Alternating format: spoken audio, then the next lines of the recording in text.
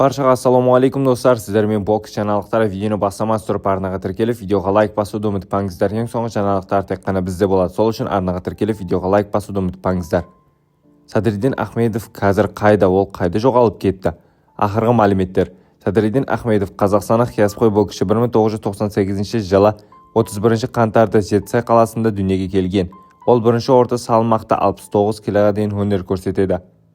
Statistikasi: jasi 27, kasbqo'y rekordi 15 jeniz, 13 nokaut, 1 tan natija. So'nggi jekpejek 2025-yilning 19-savrunda AQShning Kaliforniya shtatidagi Kamiris qalasida meksikalik Elias Espadespen 23-6-16 ko кездесті. Бұл жекпе-жек 10 раундқа жоспарланған. Рафаэль Игвокке 2024-жылдың желтоқсанында өткен жекпе-жекте Ахмедов 7-ші раундта техникалық нокаутпен жеңіске жетті. Нукулелко Михалего 2022-жылдың желтоқсанында Алматыда өткен кездесуде Ахмедов бірінші раундта 4 рет нокдаунға жіберіп, қарсыласын екінші раундқа шықпады.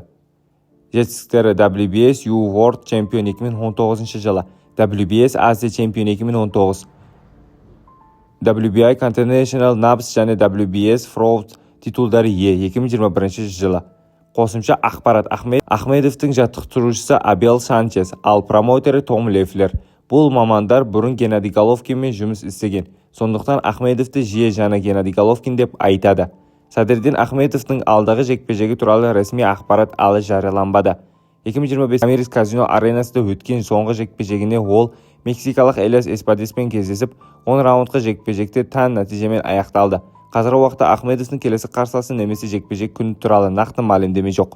Ол 360 промоушен компаниясымен жұмыс істейді және оның жекпе-жектері көбінесе UFC Fight Pass платформасында көрсетіледі. Сіздермен бокс жаңалықтары болды. Арнаға тіркеліп видеоға лайк басуды ұмытпаңыздар. Ең соңғы жаңалықтар тек қана бізде болады.